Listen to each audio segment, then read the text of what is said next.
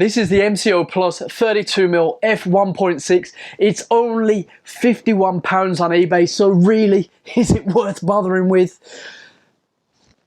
We better take a look. I was happy with the grip from Mcoplus, so let's check out this 32mm f1.6 and see what's what. We've got little pouch right there, of course, good old lens cloth, little instruction manual. At least they haven't messed about complicating matters. Yeah, whatever, it's a lens. All looking fine. Feels pretty solid. Rear cap, fine. This is an interesting little piece here. That's taken a while. So there's a screw thread front cap just to keep it protected. This little screw thing, it's okay. It's not for a rust job, but let's take that off and see. The lens itself looks decent. We've got a little scale there. The manual focusing ring, there's quite a bit of travel there, which is good. So there's your 0.25 round to a decent stop on infinity. Click free aperture, that feels smooth. I tend to test these things wide open anyway, and obviously when I play stop down, but wide open for everything that you'll see next, straight out of camera, no extra editing, nothing, you know the deal, and wide open. It's a dinky little thing, but it feels pretty solid, feels quite good. I mean,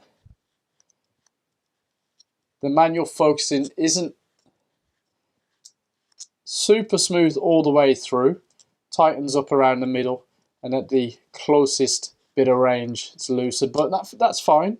As we expect, the mount is solid, metal, red dot, business as usual. It's solid, it's small, and it comes with all the bits that you'd expect. So far, just on build quality, appearance, etc., so far so good, but we need to throw it on the Fuji and see how it fares. So let's do that now.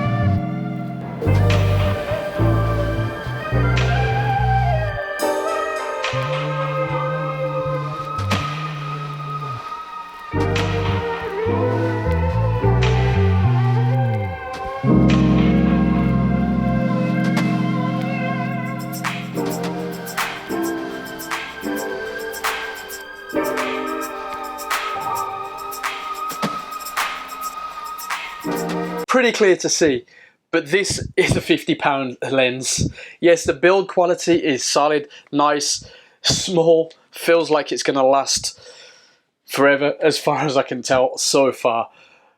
But as you can see, wide open, it struggles a little bit. Yeah, there's vignetting going on at the side, which you can actually use creatively. It's not necessarily a negative thing. This is not a pixel peepers lens, let's put it that way. This is, let's say, for people on a budget that want to try out a focal length they might not have, which in this case works out at the equivalent of 48mm, so almost by a fraction the same as what you're seeing with your eye. It's possibly the cheapest native mount lens for the Fuji X system at the moment. I mean, I've seen it for about 49, yeah, £50 on eBay. This lens performs almost as you'd expect for the money. It's worth getting if you're strictly on a budget and you just want to play around with something and you're not too worried about losing money. You can get some nice fun images with this, and of course if you stop down, it's all a muchness. And then if you're shooting raw, even better.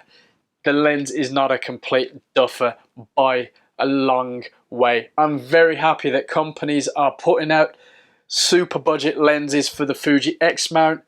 It would be great to get a lot more competition in there at the sub £100, sub $100 end of the market.